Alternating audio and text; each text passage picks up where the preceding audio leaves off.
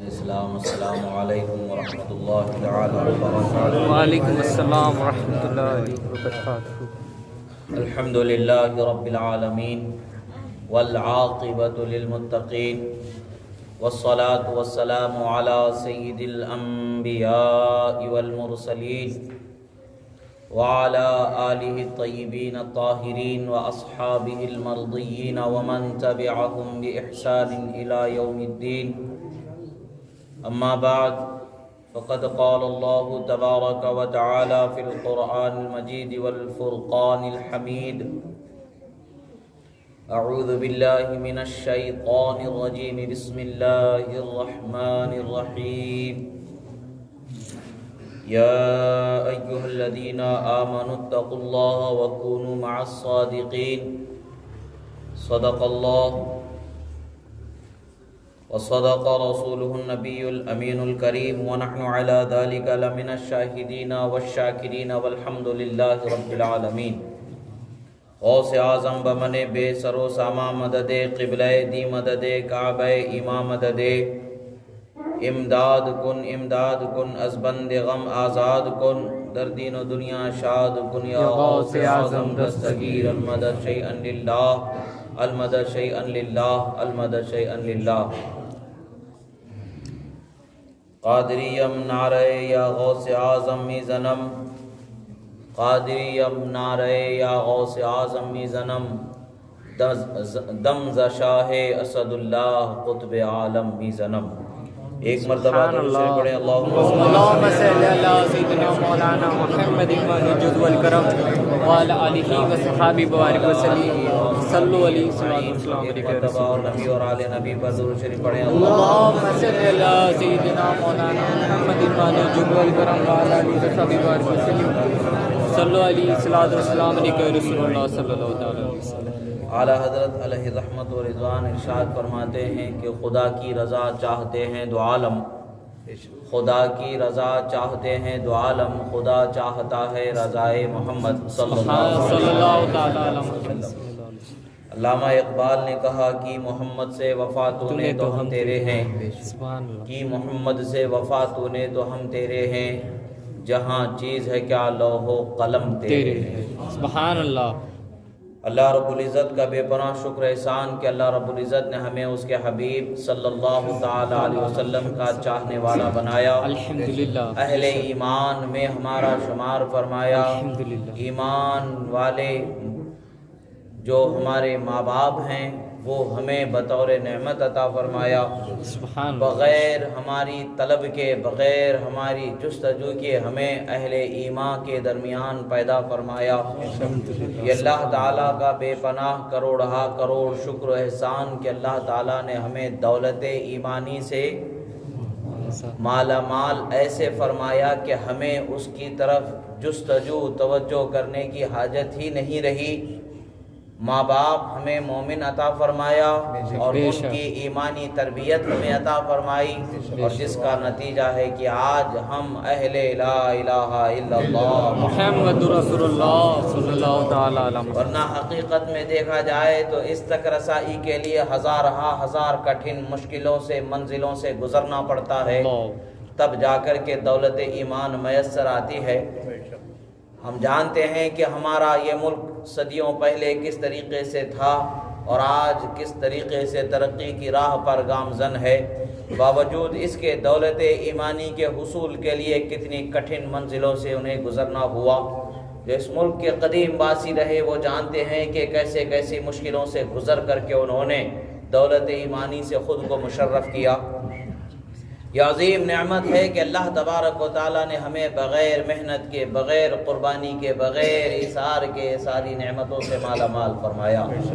ورنہ ایک خاندان کو چھوڑ دینا، دوسرے خاندان میں چلے جانا، ایک ملک کو چھوڑ دینا، دوسرے ملک میں چلے جانا، ریاست کو چھوڑ دینا، دوسری ریاست میں پلنے بڑھنے چلے جانا، خاندان کو چھوڑ دینا، آبائی طرز و اطوار کو چھوڑ دینا، ان کے افکار و نظریات کو چھوڑ دینا، اور اس کے لیے جو سامنے پریشانیاں آتی ہیں، خاندانی پریشانیاں، آئلی پریشانیاں، معاشی پریشانیاں، حکومتی سطح سے دباؤ کی پریشانیاں، یہ ساری کٹھن منزلوں سے اللہ تعالیٰ نے ہمیں گزارا ہی نہیں، آسانی کے ساتھ دولت ایمان ہمیں عطا فرما دی۔ بے شک بے شک، الحمدللہ۔ یہ نعمت ایسی نعمت ہے کہ ہمیں تا دم زیست اس کی حفاظت اور شکر بجا لائیں تب بھی اس کا حق ادا نہ ہوگا۔ اللہ نے ہمیں عظیم نعمت سے مالا مال فرمایا۔ دولت قدموں کی دھول ہے، آتی بھی ہے جاتی بھی ہے، اس کے آنے جانے سے فرق نہیں پڑتا ہے۔ انسان کے دولت مند ہونے سے جنت یا غریب ہونے سے جہنم ایسا نہیں ہے، بلکہ دولت اور غربت کا اس میں کوئی تعلق نہیں ہے۔ انسان کی حقیقت یعنی جو ایمان ہے اس عظیم دولت کا اس منزل میں اعتبار ہوتا ہے۔ جنتی وہی ہے جو دولت ایمان سے مالا مال ہے، جہنمی وہی ہے جو اس عظیم نعمت سے محروم ہو جاتا ہے۔ اللہ کا شکر ہے کہ اللہ نے ہمیں دولت ایمانی سے مالا مال فرمایا۔ یہ وہ دولت ہے کہ سارے جہاں کی سلطانی مل جائے، ہیچ ہے اس ایک دولت کے سامنے کہ دولت ایمانی کے لیے ان سب کو قربان کر دینا ہی ہماری شان ہے۔ الحمدللہ اہل ایمان کو اللہ تبارک و تعالیٰ نے یہ نعمت عطا فرمائی، اور پھر ہماری اولادوں کو اللہ تبارک و تعالیٰ نے کلمہ گو فرمایا، ہمیں کلمہ گو فرمایا، ہمارے ماں باپ کو کلمہ گو بنائے رکھا، ان کی کوکھ سے ہمیں جنم لینا اللہ نے نصیب فرمایا۔ یہ وہ نعمت ہے کہ ہمیں اس کی حفاظت کرنا ہماری ضرورت ہے۔ اور آج جس طرح سے ہم کسی رتبے کو یا کسی گھر کی زمین کو یا گھر کی بلڈنگ کو محفوظ رکھتے ہیں کاغذی کارروائی کے ساتھ، حکومتی سطح پر جو چیزیں مطلوب ہوتی ہیں ان سب چیزوں کو ہم محفوظ رکھتے ہیں۔ ہمیں اپنی شناخت کو محفوظ رکھنا ہوتا ہے، اپنے آئی ڈی کارڈ کو محفوظ رکھنا ہوتا ہے، آدھار کارڈ وغیرہ وغیرہ، یہ ساری چیزیں جتنے بھی مطالبات ہیں ایک ہندوستانی شہری کے لیے، اس کے ہندوستانی شہری ہونے کے لیے یہ ساری چیزوں کا ہم مطالبہ کرتے ہیں، حفاظت کرتے ہیں۔ ڈرائیونگ لائسنس کی کیسی حفاظت ہوتی ہے، آدھار کارڈ کی کیسی حفاظت ہوتی ہے، شناختی کارڈ کی کیسی حفاظت ہوتی ہے، زمین جائیداد کے کاغذات کی کیسی حفاظت ہوتی ہے۔ ہم ہر اس چیز کی حفاظت کرتے ہیں کہ جس سے ہماری زندگی، ہماری جان مال عزت آبرو کی سلامتی کا تعلق جوڑا ہوا ہے۔ بہت اچھی بات ہے، اس کی حفاظت ہمارے لیے کرنا ہی چاہیے۔ یہ بھی ہماری ایک دینی ذمہ داری ہے کہ اپنی جان مال عزت آبرو کی حفاظت کی جائے۔ مگر عزیزان محترم، جب بات عقیدے کی آ جاتی ہے، جب بات دینی ذمہ داری کی آ جاتی ہے، جب بات ایمان کی حفاظت کی آ جاتی ہے، تو ہم دنیاوی اثر اور دنیاوی دباؤ میں اپنے آپ کو مجروح کر لیتے ہیں، اور وہاں ہم آج کے زمانے کمزور پڑتے چلے جا رہے ہیں۔ آج کے زمانے میں ہم کمزور ہوتے چلے جا رہے ہیں۔ ایمانی حفاظت کے لیے جو مطلوب ہمارے لیے معیار ہے، اس معیار سے ہم دور ہوتے چلے جا رہے ہیں۔ اللہ کے رسول صلی اللہ علیہ وسلم نے فرمایا، انظروا عمن تاخذوا دینکم، دیکھو کہ تم دین کس سے حاصل کر رہے ہو۔ دین کی تعلیم دینے والا، اس کا سلسلہ سند رسول اللہ صلی اللہ تعالی علیہ وسلم سے متصل ہے بھی کہ نہیں ہے، اس کا عقیدے کی سند رسول اللہ صلی اللہ تعالی علیہ وسلم سے متصل ہے بھی کہ نہیں ہے۔ وہ اپنی منمانی کرنے والا ہے تو اس سے دور ہو جاؤ، اگر وہ شرعی پیغام سنانے والا ہے تو اس سے قریب ہو جاؤ۔ خود ساختہ آج کے زمانے میں افکار و نظریات کا اس قدر بڑھاوا ہو رہا ہے، ہمیں اندازہ ہے کہ ہم قیامت کے بہت قریب ہیں، مگر افسوس کی بات ہے ہم سب کچھ جاننے کے باوجود اپنی حفاظت نہیں کر پا رہے ہیں۔ حفاظت حقیقت میں وہی ہے کہ ہم اپنے ایمان و عقیدے کی حفاظت کر لیں۔ ہم اپنی جان مال ہمیں جاتی ہے تو چلے جائے، بچانا تو ہماری طاقت میں نہیں ہے، کوشش کرنا ہی ہے۔ جان کا بچا لیا جانا یہ ہماری طاقت میں نہیں ہے۔ اگر اللہ کو منظور ہے بچ جائے گی، ورنہ تو جان جانے ہی کے لیے دنیا میں ہے، ایک نہ ایک دن تو جانا ہی ہے۔ مگر ہماری نظر جو جانے والی ہے اس کی حفاظت میں ہے، اور جس کا حساب ہمیں دینا ہے ہماری نظر اس طرف غافل نظر آتی ہے۔ ہم اس راستے سے غافل ہیں جس راستے پر چل کر ہی ہمیں حقیقی کامیابی ملنی ہے۔ دنیا یہ ایک عالم ہے ہمارا جو ختم ہو جائے گا، اس کے بعد پھر عالم ہیں جن میں ہمیں گزرنا ہے، اور ان عالم کی صعوبتوں کو جھیلنا ہے۔ اندازہ ہی نہیں کر سکتے کہ عالم قبر کیسا ہوگا، پھر اندازہ ہی نہیں کر سکتے کہ عالم حشر کیسا ہوگا، پھر اندازہ ہی نہیں کر سکتے ہیں کہ جہنم کا حال کیا ہوگا اور اس کے کس किस कदर भयानक दर्दनाक अजाब होंगे, किस तरह से हम अपने आप को उससे महफूज रख सके, किस तरह से हम उसे अपने आप को बचा सके, उससे अपने आप को बचा सके, हमें इस तरफ आज हमारी नजर ही नहीं है। हम यही सोचते हैं, यही समझते हैं कि हम जी रहे हैं, यही काफी है हमारी कामयाबी के लिए। नहीं अजीजों, जिस तरीके से आपके बच्चों के बेहतर व रोशन मुस्तकबिल के लिए आप उनकी बेहतर व आला तालीम का इंतजाम करते हैं, उनके लिए बेहतर ठिकाने का इंतजाम करते हैं, उनकी जिंदगी के गुजर बसर के लिए आप पूरी जिंदगी खपा देते हैं, उन्हें कोई तकलीफ न पहुंचे, हमारे बाद वो किसी के मोहताज न रहें, हमारे बाद वो किसी के दरवाजे पर दस्तक देने वाले, हाथ फैलाने वाले न रहें, उनके लिए इतना रहे कि वो अपनी जिंदगी खुद आसानी से जी सके, अपने बाद वालों के लिए कुछ कर सकें। ये सब हम सोचते हैं, मगर ये सब फानी चीजों के जमा करने में, फानी चीजों के एहतमाम करने में हमारा वक्त गुजर जाता है। अफसोस कि हम ये सोचें हम अपने बच्चों को ईमानी इस्लामी तरबियत ऐसे दें, सेहत एतकाद उनके ज़हन फिक्र में ऐसा बसा दें कि चलते फिरते अगर हमें मौत भी आ जाए तो हमारे बच्चों को कोई उनके ईमान को डाका न डाल सके, हमारे बच्चों का कोई ईमान छीन न सके, उन्हें कोई गुमराह न कर सके, उन्हें कोई वरगला न सके, उन्हें कोई बहका न सके, उन्हें कोई रसूलुल्लाह की मोहब्बत से दूर न कर सके, उन्हें कोई गौस आजम के सिलसिले से दूर न कर सके, ख्वाजा पाक के आस्थाने से दूर न कर सके। ये क्या हमारी जिम्मेदारी नहीं है? यकीनन ये हमारी जिम्मेदारी है कि जिस तरह से हम उनके घर और घर की आबादी, घर को आबाद रखने का एहतमाम की तरफ हम फिक्र करते हैं, तवज्जो करते हैं, उसी तरीके से एक वो घर है जिसमें क़यामत तक के रहना है, जिसे हम कब्र कहते हैं। कब्र की हिफाजत का भी उन्हें एहतमाम करना चाहिए, कब्र की हिफाजत का भी उन्हें ख्याल दिलाना चाहिए। यह हमारी जिम्मेदारी है कि हम अपने बच्चों को कैसी तरबियत देते हैं। अल्लाह के रसूल सल्लल्लाहु अलैहि वसल्लम ने फरमाया, कुल्लु मौलूदिन यूलदु अला फितरतिल इस्लामिया व अबवाहु युहव्विदानिही औ युनस्सिरानिही औ युमज्जिसानिही औ कमा क़ाल सल्लल्लाहु तआला अलैहि वसल्लम। अल्लाह के रसूल फरमाते हैं, हर पैदा होने वाला बच्चा इस्लामी फितरत पर ही पैदा किया जाता है, मगर उसके माँ बाप उसे या तो यहूदी या तो नसरानी या तो मजूसी बना देते हैं। आज वही बात है कि हमें अल्लाह ने ईमान वाला बनाया, हमें औलाद अता फरमाया, तो यह हमारा फर्ज है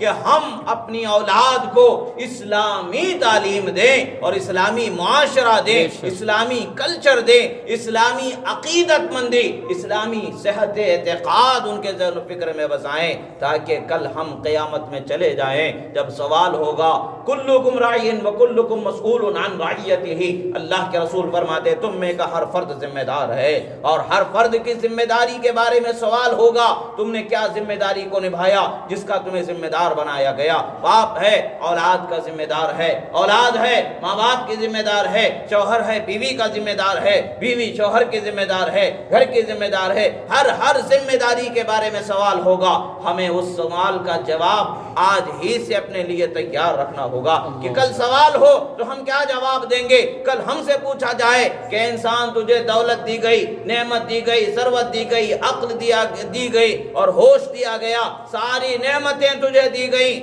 और जिंदगी तवील 40 साल 50 साल तुम्हें दे दी गई, मगर तुम्हारे जो जिम्मेदारी थी उस जिम्मेदारी में तुमने क्या हक अदा किया? क्या तुमने अपने बच्चों को इस्लामी तालीम का एक अजीम हुनर और सलीका दिया जो कि तुम्हारा फर्ज था, जिसे तुम्हें देना था? तुमने अपने बच्चों की ईमान की हिफाजत की कि नहीं की? क्या तुम उनके घर के ही इंतजाम में रह गए? उस घर का इंतजाम तुमने क्या किया जहां आज तुम आए हुए हो और उन्हें भी यहां आना है? यानी कब्र का इंतजाम हमने क्या किया है, मैदान हश्र का हमने इंतजाम क्या किया है? ये हमारी जिम्मेदारियां हैं अजीजान मोहतरम। आज हम ख्वाजा पाक की बारगाह में नजराने अकीदत पेश कर रहे हैं तो उनकी कदमों की बरकत है कि न जाने कितने खानदानों का आज जो अहले ईमान होना तुर्रे इम्तियाज है, ये उन्हीं के वजूद की बरकतों से अल्लाह ने याद फरमाया। बेशक बेशक जब अल्लाह ने हमारी हिदायत के असबाब मुहैया फरमा दिए, हमारी हिदायत के सामान अल्लाह ताला ने मुहैया फरमा दिए, औलिया उलमा को अल्लाह ताला ने हमारी हिदायत के लिए रहनुमाई के लिए अता फरमा दिया, अब हमारी जिम्मेदारी बनती है कि हम हिदायत को किस तरह से अपने घरों में बसाते हैं। और आज अफसोस की बात है कि आज हमें बड़ी तकलीफ हो रही है कि कहीं हमारी माओ और बहनों के साथ जो सलूक किया जा रहा है, उनकी इज्जत की हिफाजत के इक़दाम में جو وہ عمل کرتی ہیں اسلامی قانون پر چلتے ہوئے اپنی خواہش و خوشی سے پردہ کرتی ہیں تو ان پر طرح طرح کے کارروائیاں کی جا رہی ہیں، مگر کیا ہم نے کبھی سوچا آج ہمیں تکلیف ہو رہی ہے، مگر کیا ہم نے اپنے گھروں میں سوچا کہ ہم نے وہ کلچر کو کس طرح سے اپنے گھر میں بسایا ہے؟ آج ہمیں خوشی ہو رہی ہے، کسی نے ہمت کا مظاہرہ کیا، کسی نے عظمت کا مظاہرہ کیا، خوف سے اس نے اپنے پردے اور حجاب کو ترک نہیں کیا بلکہ اس پر مضبوطی سے قائم رہی، تو آج ہمیں خوشی ہو رہی ہے۔ مگر یہ خوشی آپ اپنے گھر میں ایک نگاہ اٹھا کر کے دیکھیں، کیا آپ نے اپنی بیوی کو، آپ نے اپنی بہن کو، آپ نے اپنے بچی کو اسی طریقے کی ہمت دی ہے، اسی طریقے کا حوصلہ دیا ہے؟ اگر نہیں دے پائے ہیں تو افسوس کی بات ہے کہ یہ سوال آپ سے کل قیامت میں ہونے والا ہے۔ اللہ اکبر۔ کل قیامت میں یہ سوال ہوگا کہ آپ نے اپنے بچوں کو پردہ کرنا سکھایا کہ نہیں سکھایا؟ اور آج آپ کے بچے اگر بے پردہ گھوم رہے ہیں تو ابھی سے تہیہ کر لیجئے، کل بے عزت ہونے سے، رسوا ہونے سے بہتر ہے کہ آج اللہ نے جو عزت ہمیں دی ہے، جو اللہ نے ہمیں نعمت دی ہے، اس نعمت کا جیسے حفاظت کا حق سلیقہ عطا فرمایا ہے اس پر عمل پیرا ہو جائے۔ اور آج ماحول کیا بنا ہے، شادیوں کا حال کیا ہوتا ہے، دعوت کے نام پر کس طریقے سے آج ہماری زندگی گزر رہی ہے، بے پردگی کس قدر ہم نے عام کر لیا ہے، ہم اپنے گھروں میں کس طریقے سے زندگی گزارتے ہیں، ہمیں پتا ہے کہ ہمارے گھروں کے کیا حال ہیں، بے پردگی کیسے ہو رہی ہے، مگر پھر بھی سر جھکا کر کے گزر جاتے ہیں، بولنے سے ڈرتے ہیں کہ کہیں جھگڑا نہ ہو جائے، گھر میں پک پک جھک جھک نہ شروع ہو جائے، جو کرنا ہے کرنے دو، نہیں سننے والی ہیں۔ یہ جواب قیامت میں کافی نہیں ہوگا، یہ جواب آپ دیں گے تو نہیں ہوگا، بلکہ اس شخص کے لیے اللہ کے رسول صلی اللہ علیہ وسلم کا فرمان ہے جو اپنی بیوی کو اس کی خوبصورتی کو، اس کے بناؤ سنگار کو لوگوں کے سامنے ظاہر کر دیتا ہے، بے پردہ گھماتا ہے، جنت کی خوشبو بھی اسے نہیں ملنے والی۔ اللہ اکبر، اللہ اکبر۔ ضرورت پر جائز ہے ڈاکٹر کے پاس علاج کے لیے، ضرورت پر جائز ہے، علاج کی صورتیں الگ ہوتی ہیں، ضرورت کی صورتیں الگ ہوتی ہیں، خواہش کی بات الگ ہوتی ہے، شادی کی بات الگ ہوتی ہے، شادی میں بے پردہ ہونا ضرورت نہیں ہے، ڈاکٹر کے پاس علاج کے لیے ضرورت ہوتی ہے، جتنی ضرورت ہوتی ہے وہاں رخصت ضرور ہوتی ہے، مگر شادی میں بے پردہ ہونا یہ ضرورت نہیں ہے، بلکہ قیامت میں اللہ کی بارگاہ میں ضرور جواب دینا ہوگا۔ آپ حضرات کو بھی اور جو آپ کے گھر کی خواتین اس عمل میں اگر مرتکب ہوتی ہیں، اس طرف ان کے قدم بڑھتے ہیں تو ضرور اللہ کو جواب دینا ہوگا کہ آج ہمارے دل میں، ہمارے خیال میں، فکر میں خوف خدا نہیں بسا ہوا ہے۔ آج ظلم کی انتہا اہل اسلام پر ہو رہی ہے، جگہ جگہ پر کاٹے جا رہے ہیں، جگہ جگہ پر قربان ہو رہے ہیں، کہ آج بھی ہم اپنے اندر سدھار کا موقع نہیں پیدا کرنا چاہتے ہیں۔ کیا فائدے کی وہ زندگی جو ہمارے سامنے، ہماری نگاہوں کے سامنے ہمارے گھروں کی عزتیں لوٹی جائیں، ہمارے گھروں کی عزتوں کو رسوا کیا جائے۔ وہ وقت آنے سے پہلے اپنے گھر کی عزت کی حفاظت کرنے والے ہو جاؤ، اور وہ وقت آنے سے پہلے اللہ کی بارگاہ میں جواب کی تیاری کرنے والے ہو جائیں کہ اللہ جب سوال فرمائے گا، زندگی گناہ میں انسان کی ہوتی ہے، گناہ ہوتے ہیں، مگر گناہ پر ڈٹ جانا، اکڑ جانا، یہ اس کے لیے ہلاکت کا سبب ہے۔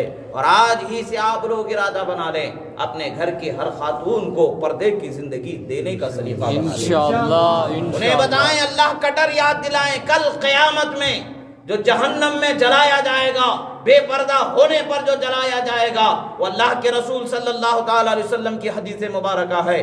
آپ ایک مرتبہ ایک جگہ سے گزر رہے تھے، آپ نے چند خواتین کو بیٹھے گفتگو میں مصروف پایا، اللہ کے رسول صلی اللہ علیہ وسلم نے فرمایا، میں تم لوگوں کو سب سے زیادہ جہنم میں جلتے ہوئے دیکھ رہا ہوں۔ اللہ اکبر۔ یعنی عورتوں کے حق میں فرمایا کہ سب سے زیادہ جہنم میں جلتے ہوئے دیکھ رہا ہوں۔ اس کا یہ مطلب نہیں کہ آج میں کسی عورت کی بے عزتی کر رہا ہوں، نہیں، اللہ کی بارگاہ میں عزت کمانے کی طرف توجہ دلانا چاہ رہا ہوں۔ انسان سے غفلت ہوتی ہے، بے پردگی ہو جاتی ہے، مگر انسان خواہش سے کرنا الگ بات ہے، مجبوری میں ہو جانا الگ بات ہے، ضرورت پر ہو جانا یہ الگ بات ہے، مگر آج ہم نے اپنا کلچر بے پردہ ہونے کو بنا لیا ہے۔ تو پھر اس بات کا افسوس ہے آج ہمارے पर्दे का अगर कोई रोक कर रहे हैं तो क्या अफसोस करके फायदा है कि हमने खुद पर्दे को छोड़ दिया है। बात तो शान की तब होती, बात तो इज्जत की तब होती कि हमारे बुजुर्गों की जिंदगी को हमने मुशाहिदा करना छोड़ दिया है,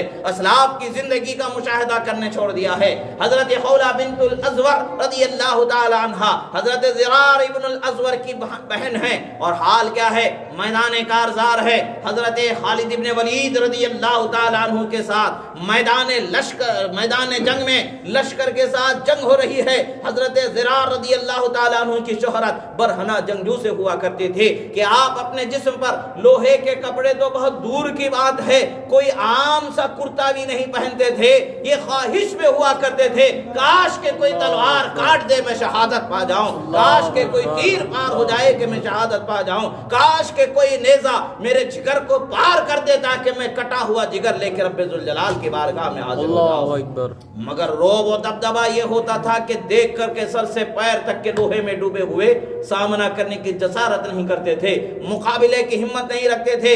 जोशे शहादत में, जोशे ईमानी में, शौक़ शहादत में आप खुद आगे बढ़ जाया करते थे। बसा औकात आपको घेरा में लिया जाता था, दूर दूर से हमले करने की कोशिश करते थे, करीब आके हमला नहीं कर पाते थे। जब भी ऐसा मौका आता है, तारीख इस बात पर गवाही देती है कि एक आंधी तूफान जैसा सफर करने वाला, दौड़ने वाला, तेज रफ्तार घोड़े पर एक सवार आया करता था जो सर से पैर तक पर्दे में होता था, सर से पैर तक कपड़ों में ढका हुआ होता था। लश्कर को चीरता हुआ उसको हजरत ज़रार इब्नुल अज़वर को वापस अपने साथ लेकर के निकल जाया करता था। हजरत खालिद इब्न वलीद ने एक मर्तबा बचश्मे खुद इसका मुशाहिदा किया तो आपने जंग छोड़ दी, उस बहादुर सवार के पीछे आप घोड़ा दौड़ा देते हैं। करीब पहुंचते हैं, कहते हैं कि बहादुर सवार रुक जा, खुदा का वास्ता है जरा रुक जा, मैंने तेरी बहादुरी को अपनी निगाहों से देख लिया है, तू कौन है जरा बता दे, तेरा चेहरा मुझे दिखा दे कौन है। जवाब आता है, मैं खौला बिन्तुल अज़वर हूं और मैं वो हूं जिसका चेहरा आप देख नहीं सकते। जाने अल्लाह ने मुझे खातून बनाया है, मेरा चेहरा देखना आपके लिए रवा नहीं रखा है, मैं आपके लिए गैर महरम ही हूं, महरम नहीं हूं, देख नहीं सकते। पता चलता है कि मैदान जंग में दुश्मनों की तलवारों को तोड़ते हुए, नरगे को तोड़ते हुए अपने भाई को वहां से निकाल कर ले जाने वाली खातून पर्दादार हजरत बिन्तुल अज़वर, सुभान अल्लाह, सुभान अल्लाह। मैदान जंग में जिन्होंने पर्दे को नहीं छोड़ा, उन अजीम माओं को अल्लाह तबारक व तआला ने हमारे असलाफ बनाया, सुभान अल्लाह। मगर अफसोस की बात है कि आज हम शादी का नाम, ब्याह का नाम, रिश्ते का नाम, उसका नाम, इसका नाम लेकर के जिंदगी जीते हैं। क्या खाक ये जिंदगी जीना कि हम खुदा की बारगाह में रुसवा हो जाएं। दुनिया में रुसवा होते हैं तो रुसवाई का बदला खुदा देने वाला है। अगर खुदा ही की बारगाह में रुसवा हो जाए तो फिर कौन बदला देने वाला? वहाँ कहाँ किसी के पास बदला मिलने वाला है, जो सब कुछ मिलना तो उसी से। आज हम ख्वाजा को याद कर रहे हैं, क्या हमने सोचा कि ख्वाजा की वालिदा कैसे थी? क्या ऐसे बेपर्दा घूमने वाले थे? आज हम गौसे पाक को याद करते हैं, गौसे पाक की वालिदा कैसे? क्या ये ख्वाहिश नहीं होती कि हमारे बच्चों की माएँ भी ऐसी हो जाएं? क्या ये हमारी ख्वाहिश नहीं होनी चाहिए कि हमारी बच्चों की माएँ भी ऐसी हो जाएं कि तिलावत कुरान करने वाली हो, इबादत इलाही करने वाली हो, नमाज पढ़ने वाली हो, रोज़ा रखने वाली हो, पर्दा रखने वाली हो, जो कानून है शरीयत का जानने वाली हो, बच्चों को बचपन ही से अल्लाह की और उसके रसूल की शरीयत का इल्म सिखाने वाली हो। ये जब पैदा हो जाएगा हमारा ख्याल और हम इस पर एहतमाम करेंगे तो हमारी पैदा होने वाली नस्लें गुनहगार नहीं निकलेंगी, नेकोकार, बाखलाक, बाकिरदार निकलने लगेंगे। बेशक हज़रत इमाम इब्न क़ुदामा अल-मक़दिसी अलैहि रहमत और रिज़वान एक वाक़या नक़ल फरमाते हैं। एक बहुत बड़े बुज़ुर्ग, बहुत बड़े जलीलुल क़द्र मुहद्दिस, उन्होंने एक तालिब इल्म को देखा कि वो हर तालिब इल्म को उन्होंने देखा आम तालिब इल्मों से जुदा उन्होंने उसको पाया। पढ़ने में, इबादत में, अखलाक में, किरदार में अलग ही उसके अंदर नुमायाँ खूबियाँ आपने पाया। तो आपने मुशाहिदा किया दूसरे तालिब इल्मों में और इनमें फ़र्क किया और आपने इनसे पूछा कि बेटा मैं तुम्हारे माँ बाप से मिलना चाहता हूँ। सोचने की बात है, आज क्या होता है हमारे बच्चों से कोई मिल लेता है तो बोलता कहाँ है तेरे अम्मी अब्बा, बता उनसे अभी झगड़ा करना चाहता हूँ। یہ آج ہمارا مزاج ہے. ہمارے بچوں سے کوئی ملتا ہے تو ہمیں گالی دینے جھگڑا کرنے آتا ہے، مگر اللہ والوں کی شان یہ ہوتی ہے ان کے بچوں سے کوئی ملتا ہے تو خراج عقیدت پیش کرنے جانے والا. سبحان اللہ. وقت کا جید عالم، جید محدث، جید فقیہ بے چین ہو جاتا ہے کہ کیسی زندگی ہے کہ اس بچے میں یہ خوبی ہے تو اس کے ماں باپ کیسے خوبی والے ہوں. کہتے حضور بصر و چشم آپ میرے استاذ محترم ہیں، آپ میرے غریب خانے پر تشریف لائیں تو میرے لیے تو خوش بختی کا سما ہے. لے جاتے ہیں اپنے گھر. آج کے جیسا نہیں کہ فون کر دو کہ ہم آ رہے ہیں، آپ گھر پر رہو، انتظار کرتے رہو، تیار رہو، سب چیز کو سیٹ کر کے رکھ لو. دیوار پر چمکتے ہوئے آئینوں کو اور بھی بہت ساری چیزوں کو پردے سے ڈھانک دو. یہ نہیں ہوتا تھا. جو ہے جیسا ہے ویسے ہی وہاں ہوا کرتا تھا. حضرت اپنے شاگرد کے ساتھ نکلتے ہیں، پہنچتے ہیں تو جا کے پوچھتے ہیں لوگوں سے کہ بچے کے والد کہاں ہیں. جواب میں کہا جاتا ہے کہ بکریاں چرانے گئے ہوئے، ابھی پہنچ ہی جائیں گے کچھ دیر میں. بکریاں چرانے گئے ہیں تو ان کے انتظار میں آپ راستے ہی میں رکے نہیں، گھر پہ ہی رکے نہیں، بلکہ ان کو ڈھونڈتے ہوئے نکلے. اس لیے کہ دیکھنا چاہتے تھے کہ وہ کون سے جوہر ہیں جس کا اثر اس بچے میں اللہ تعالیٰ نے عطا فرمایا ہے. وہ کون سے ان کے ہنر ہیں کہ جس کا اثر اس بچے کو اللہ نے عطا فرمایا. وہ دیکھنا چاہتے تھے. آپ ان کے پیچھے پیچھے اسی راستے پر چلے جاتے. جب شہر کے حدود شروع ہونے لگے وہاں سے ایک بکریوں کا ریوڑ آتا ہوا نظر آیا. ایک شخص بڑا متقی چہرے سے نظر آئے. ان کا چہرہ نورانی تھا. بکریوں کو ہانکتے ہوئے لے کر کے آ رہے ہیں. مگر جیسے ہی بکری سامنے پہلی آئی تو آپ نے دیکھا کہ منہ پر چمڑے کا تسمہ چڑھا ہوا ہے، یعنی وہ کچھ کھا پی نہیں سکتی تھی. ایک بکری گزری. عموماً ہوتا کیا ہے کہ بکریوں کے پالنے والے بچے دودھ نہ پی جائیں تو کچھ دودھ نکالنے کے لیے بچوں کے منہ پر باندھا جاتا ہے. ایسے گائے کے بچڑوں پر، بھینس کے بچڑوں پر باندھ دیا جاتا ہے تاکہ وہ دودھ نہ پیے اس وقت تک کہ جب تک کہ یہ دودھ نکال کر کے کچھ ان کو بچا کر کے دودھ پینے کے لیے نہ چھوڑے. تو یہ ہوتا ہے، عموماً ایسا ہوتا ہے. جانور کے پالنے والے جو بڑی مقدار میں گاؤں دیہات سے تعلق رکھتے ہیں وہ اندازہ کرتے ہیں کہ اس چیز کو سمجھ سکتے ہیں. حضرت نے سوچا کہ ہو سکتا ہے کہ بکریاں، یہ بچے ہیں، کسی بکری کے دودھ پینے سے روکا گیا ہوگا. ایک گزری، دو گزری تو ہر بکری کے منہ پر چمڑے کا تسمہ نظر آ رہا. آپ حیران ہوئے. وہ بات تو ختم ہو گئی کہ دودھ پینے سے روکا گیا، مگر انہیں کھانے ہی سے روکا گیا ہے. آخر ایسا کیوں کیا گیا؟ آپ نے ان سے سوال کیا. یہ ماجرا میری سمجھ میں نہیں آیا کہ آپ نے اپنی بکریوں کے منہ کو باندھ کیوں رکھا ہے کہ وہ کوئی چیز کھا نہ سکے، پی نہ سکے. جواب دیتے ہیں کہ قبلہ سنیں، میں پہاڑوں میں جنگلوں میں چراتا ہوں جس کا کوئی مالک نہیں ہوتا سوائے اللہ کے. بے شک. سبحان اللہ. وہ میرے لیے حلال ہے. میں اپنے جانوروں کو، اپنی بکریوں کو وہاں سے چرا سکتا ہوں. میں جیسے ہی شہر میں آتا ہوں تو یہ جو کھیت ہیں کسی نہ کسی کی ملک ضرور ہے، کسی نہ کسی کا مال ضرور ہے. اگر میں اس کی اجازت کے بغیر میری بکریاں کھا لیتی ہیں اور اس چارے کے کھانے سے میری بکریوں میں دودھ آ جاتا ہے اور وہ دودھ نکالتا ہوں میں میرے بچوں کو کھلاتا پلاتا ہوں، تو یہ ان کی اجازت کے بغیر جو میں نے بکریوں کو کھلایا یہ بھی حرام ہو گیا. حرام کی طاقت سے بنے ہوئے دودھ کو میرے بچوں کو پلاؤں تو کہاں وہ ان کے اندر اوصاف آنے والے. میرے بچوں کے بہتر اخلاق کے لیے، ان کے بہتر کردار کے لیے اور اللہ کی بارگاہ میں جواب سے بچنے کے لیے حرام میرے جانور بھی نہ کھائیں، اس لیے میں ان کے منہ کو باندھ دیا. اللہ اکبر. سبحان آج اللہ. ہم سوچتے ہیں، کبھی ایسا سوچتے ہیں؟ آج ہمارا حال کیا ہوتا ہے؟ 2 دن اگر ہمارے گھروں میں 10 روپئے کم آ جاتے ہیں تو تیسرے دن شکوہ سنائی دیتا ہے. کیا ہو رہا ہے، کیا کر کے آ رہے، کہاں وقت کھپا کے آ رہے، کدھر ادھر ادھر تو گنوا کے نہیں آ رہے، کسی کو چائے پلا کے تو نہیں آ رہے، کسی کو کھانا کھلا کے تو نہیں آ رہے. کیا بات ہے آج کم پہنچ رہا ہے. ہماری ماؤں اور بہنوں کو صبر والے ہونا چاہیے، اللہ کی ذات پر بھروسہ کرنے والا ہونا چاہیے. اور وہ اگر حوصلہ بن جائیں، ہمت بن جائیں اپنے شوہر کے اور اپنے بچوں کے، تو حلال لقمہ تو بہت دور کی بات ہے، ایک دانہ حرام گھر میں، حرام لقمہ تو بہت دور کی بات ہے، ایک دانہ حرام کا گھر میں نہیں آ سکتا. بے شک. ایک بزرگ کا واقعہ ہے کہ آپ فرماتے ہیں کہ ایک دن آپ اپنے گھر سے نکلتے ہیں گھر کے لیے کھانے پینے کا انتظام کرنے کے لیے، شام تک کام کی تلاش کرتے، کوئی کام نہیں ملتا ہے. گھر واپس لوٹ جاتے ہیں.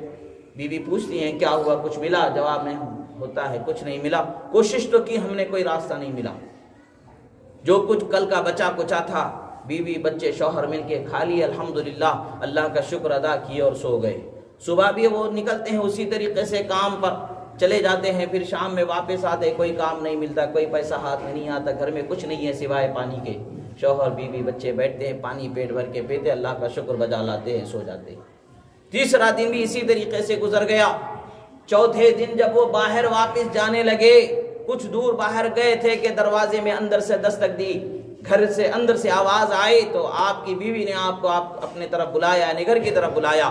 آپ واپس جا کر کے پوچھتے ہیں کیا بات ہے، کیا کہنا چاہتی ہو، بتاؤ تو صحیح۔ جواب میں وہ خاتون کہتی ہیں سنیں، آج 3 دن گزر چکے ہیں، یہ سوچ کر کے آپ کوئی حرام لقمہ نہ لے کر کے آئیں۔ اگر حلال ملتا ہے تو اللہ کا شکر ہے، نہ ملتا ہے تو ایسے ہی آ جائیں، آج بھی پانی پی کر کے گزارا کر لیا جائے۔ سبحان اللہ، سبحان اللہ۔ اب وہ شخص جب گھر سے باہر جائے گا تو کیسے حوصلے کے ساتھ جائے گا، کیسے ہمت کے ساتھ جائے گا، اور اللہ تبارک و تعالیٰ آزماتا ہے اپنے بندوں کو، مگر جب وہ آزمائش میں اس کی رضا پر اتر جاتے ہیں پورے، تو ایسا کرم فرماتا ہے کہ دنیا حیران رہ جاتی ہے کہ کیا کرم ہے، اس کرم کا کوئی ٹھکانہ نہیں ہوتا۔ اللہ کے نیک بندوں کی یہ شان ہوتی ہے۔ جب اس سے پوچھا گیا بکریوں کا راز تو معلوم ہو گیا، وہ تو ٹھیک ہے، ایک ہی چیز سے اتنا فائدہ ملنا نہیں ہے، اصل اس بچے کو پروان جو چڑھایا گیا ہے وہ ماں کا دودھ ضرور ہوتا ہے۔ ماں کے دودھ کا کیا حال ہے اس کا بھی تو اندازہ ہونا ہے۔ آپ اس بچے کی والدہ سے پوچھتے ہیں کہ محترمہ بتائیں آپ اپنے بچے کی تربیت میں کیا خاص اہتمام کیا کرتے تھے کہ بچے کے اندر اتنی نیکیاں؟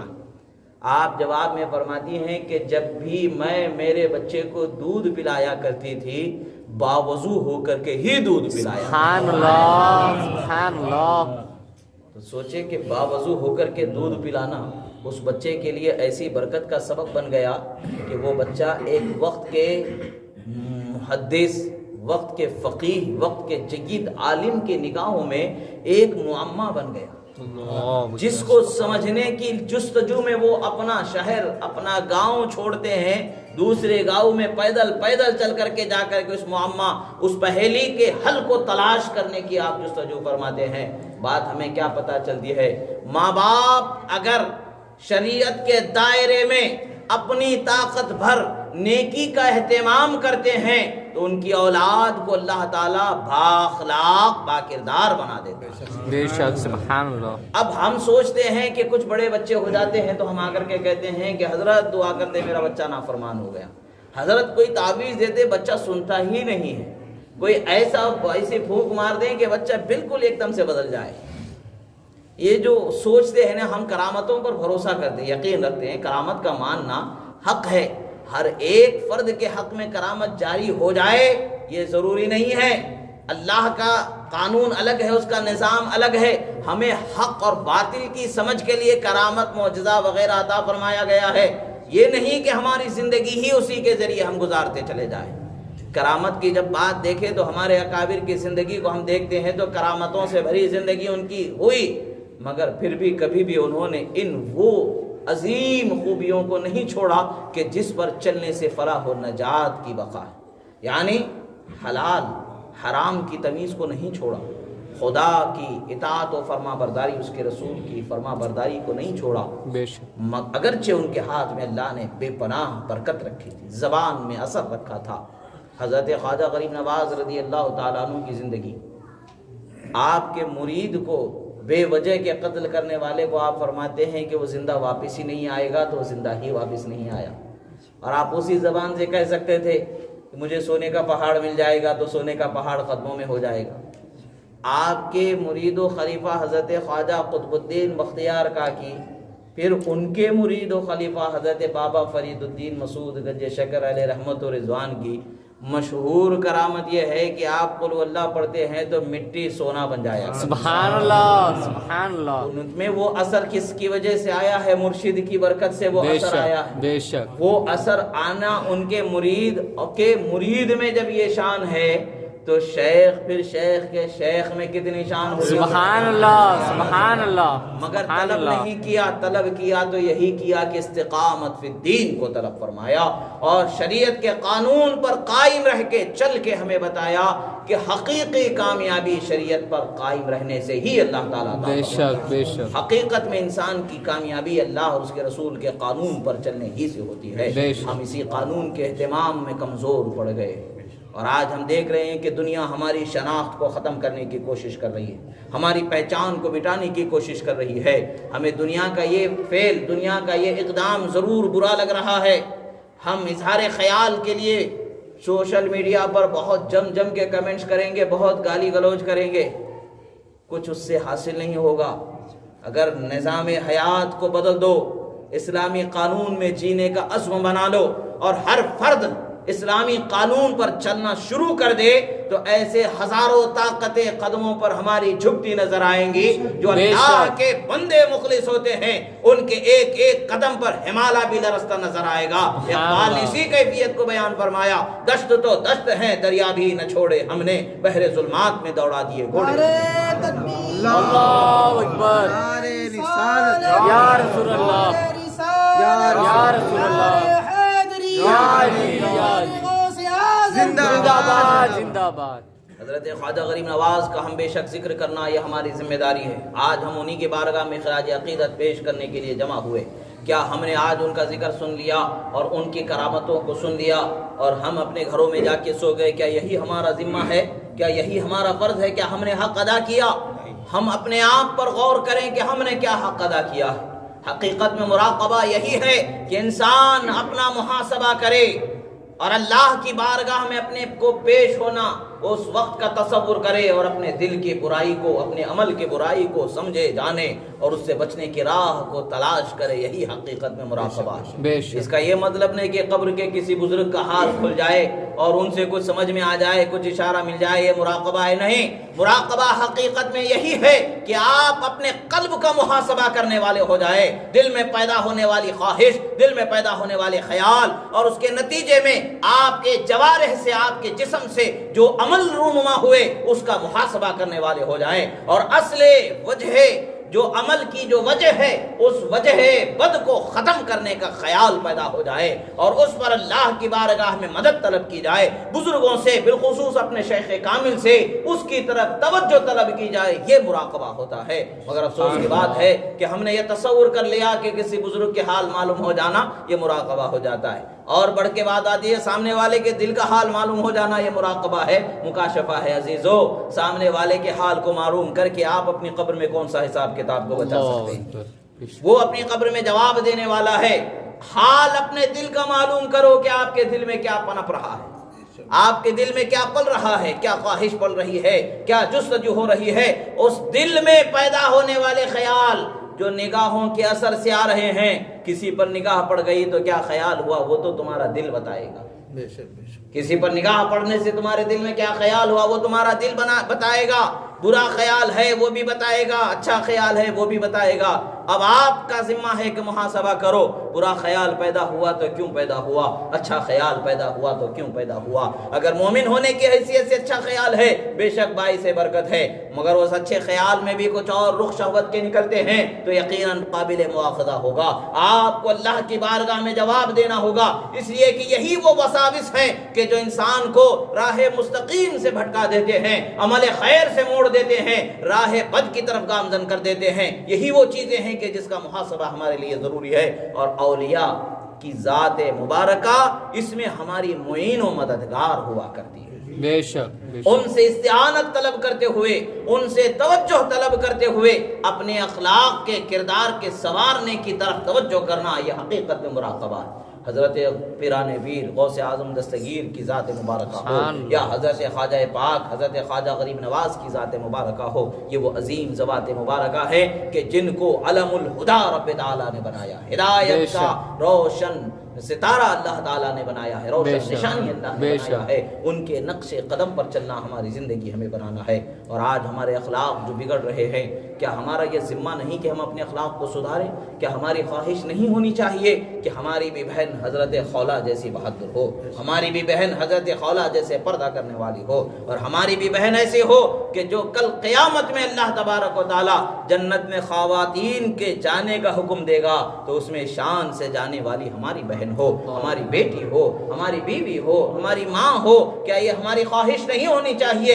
یقیناً ہماری خواہش ہونی چاہیے، اور اگر ہم اس کے اسباب مہیا کر دیتے ہیں اور اگر ہم اس کے راستے پیدا کر دیتے ہیں، یقیناً اللہ کی بارگاہ میں ہمیں دوہرا اجر عطا کیا جائے گا، دوہرا ثواب عطا کیا جائے گا۔ ہمیں ڈرانا دھمکانا نہیں ہے، لا اکراہ فی الدین، اللہ نے ہمیں فرما دیا دین میں زبردستی نہیں ہے، خدا کا خوف انہیں دلاؤ، خدا کی بارگاہ میں جواب دینا یاد دلاؤ، اور ان کو ان کے عمل کی اصلاح کرو، دوسروں کی فکر کرنا چھوڑ دو، دوسروں کا خیال کرنا چھڑوا دو، اور خود کا خیال کرنا انہیں سکھا دو۔ یہ کب ہوگا؟ جب خود آپ عمل کرنے والے ہو جائیں گے، جب خود آپ شریعت پر عمل کرنے والے ہو جائیں گے، حلال و حرام کی تمیز کرنے والے ہو جائیں گے، تو یہ برکتیں حاصل ہو جاتی ہیں، اور یہ برکتیں جب حاصل ہوتی ہیں تو آنے والی اولاد اللہ تعالیٰ کے فرما بردار ہو جائے بندے ہوتے ہیں، اور وہ فرما برداری کا جب ایک عظیم سما بندھ جائے اور جب جس راستے سے گزرنے لگے تو حال کیا ہوگا؟ ان کے اخلاق کو، ہمارے اخلاق جو بگڑ رہے ہیں، کیا ہمارا یہ ذمہ نہیں کہ ہم اپنے اخلاق کو سدھاریں؟ کیا ہماری خواہش نہیں ہونی چاہیے کہ ہماری بھی بہن حضرت خولہ جیسی بہادر ہو، ہماری بھی بہن حضرت خولہ جیسے پردہ کرنے والی ہو، اور ہماری بھی بہن ایسی ہو کہ جو کل قیامت میں اللہ تبارک و تعالی جنت میں خواتین کے جانے کا حکم دے گا تو اس میں شان سے جانے والی ہماری بہن ہو، ہماری بیٹی ہو، ہماری بیوی ہو، ہماری ماں ہو۔ کیا یہ ہماری خواہش نہیں ہونی چاہیے؟ یقیناً ہماری خواہش ہونی چاہیے، اور اگر ہم اس کے اسباب مہیا کر دیتے ہیں اور اگر ہم اس کے راستے پیدا کر دیتے ہیں، یقیناً اللہ کی بارگاہ میں ہمیں دوہرا اجر عطا کیا جائے گا، دوہرا ثواب عطا کیا جائے گا۔ ہمیں ڈرانا دھمکانا نہیں ہے، لا اکراہ فی الدین، اللہ نے ہمیں فرما دیا دین میں زبردستی نہیں ہے، خدا کا خوف انہیں دلاؤ، خدا کی بارگاہ میں جواب دینا یاد دلاؤ، اور ان کو ان کے عمل کی اصلاح کرو، دوسروں کی فکر کرنا چھوڑ دو، دوسروں کا خیال کرنا چھڑوا دو، اور خود کا خیال کرنا انہیں سکھا دو۔ یہ کب ہوگا؟ جب خود آپ عمل کرنے والے ہو جائیں گے، جب خود آپ شریعت پر عمل کرنے والے ہو جائیں گے، حلال و حرام کی تمیز کرنے والے ہو جائیں گے، تو یہ برکتیں حاصل ہو جاتی ہیں، اور یہ برکتیں جب حاصل ہوتی ہیں تو آنے والی اولاد اللہ تعالیٰ کے فرما بردار ہو جائے بندے ہوتے ہیں، اور وہ فرما برداری کا جب ایک عظیم سما بندھ جائے اور جب جس راستے سے گزرنے لگے تو حال کیا ہوگا؟ ان کے اخلاق کو دیکھ کر کے لوگ اپنے اخلاق کو سدھارنے لگ جائیں گے، ان کے کردار کو دیکھ کر کے لوگ اپنے اخلاق و کردار کو سنوارنے لگ جائیں گے۔ کیا یہ دن ہمارے لیے حقیقت میں خوشی کا دن نہیں ہوگا؟ حقیقت میں یہی دن ہمارے لیے خوشی کا دن ہے کہ ہمارے اخلاق اور ہماری اولاد کے اخلاق ایسے ہوں کہ خدا و رسول ان سے راضی ہو جائے۔ خواجہ پاک کا ذکر کا اصل مقصد یہ ہے کہ جس کو ہمیں چھوڑنا نہیں چاہیے۔ بے شک ہمارے بزرگوں کی کرامتوں کا سننا ہمارے لیے حوصلہ اور ہمت کی طرف ایک عظیم سہارا ہے، بڑھنے کا موقع دینے والا ایک عظیم سہارا ہے، جو ہمیں نیکی کی طرف قدم بڑھانے پر حوصلہ و ہمت حاصل ہو جاتی ہے۔ خواجہ پاک کی کرامتیں بے پناہ کرامتیں، سب سے بڑی کرامت کیا ہے؟ آپ نے شریعت پر قائم رہ کے شریعت پر اپنے چاہنے والوں کو چلایا، اپنے ماننے والوں کو چلایا، یہی سب سے بڑی کرامت ہے۔ اسی کو فرماتے الاستقامت فوق الکرامہ، استقامت شریعت پر مضبوطی سے قائم رہنا ایک کرامت سے بھی بڑی چیز ہے جو اللہ تعالیٰ اولیاء کو عطا فرماتا ہے۔ حضرت خواجہ غریب نواز رضی اللہ تعالیٰ عنہ کی زندگی میں آج ہم ایک دوسرے کی اصلاح کی جب کوشش کرتے ہیں، کچھ ایسی باتیں ہم آپ کے سامنے شیئر کہتے ہیں یا سنی جاتی ہیں، علماء اکرام کے کچھ ایسے بیانات آتے ہیں تو کچھ دیر کے لیے تو ہمیں اچھا لگتا ہے، مگر بعد میں ہمیں جو ہے ہمارا ذہن جو ہے برائیوں کی طرف بھٹکانے لگتا ہے اور ہمیں نہ جانے کیسے کیسے عیب نظر آنے لگ جاتے ہیں۔ مگر اس کا بھی سلیقہ حضرت خواجہ پاک نے ہمیں سکھایا۔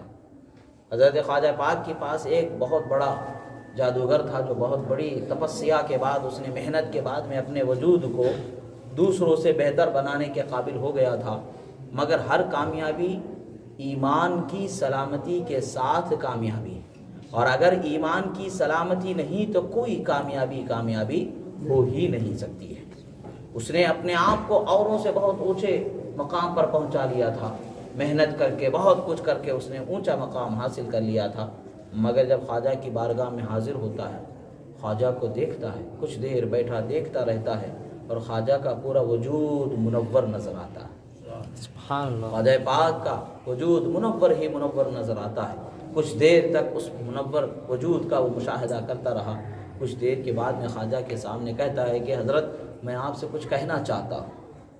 خواجہ فرماتے کہو کیا کہنا چاہتے ہو؟ کہتا ہے کہ میں نے آپ کے پورے وجود کو دیکھا، آئینے سے زیادہ صاف ستھرا، سبحان اللہ، چمکتا ہوا دمکتا ہوا وجود روشن منور میں نے پایا۔ سبحان اللہ، سبحان اللہ۔ مگر ایک بات، آپ کا جو دل ہے اس دل میں ایک سیاہی ابھی باقی ہے، کالا دھبا ابھی باقی ہے۔ آپ اس کو صاف کر لو گے تو بڑے کمال کو پہنچ جاؤ گے۔ بس وہی چیز ہے جو آپ کو کمال کو پہنچنے سے روکے ہوئے۔ ہم جیسے ہوتے تو ہاتھ میں جو بھی ملتا وہ اٹھا کے دوڑ جاتے اس پر۔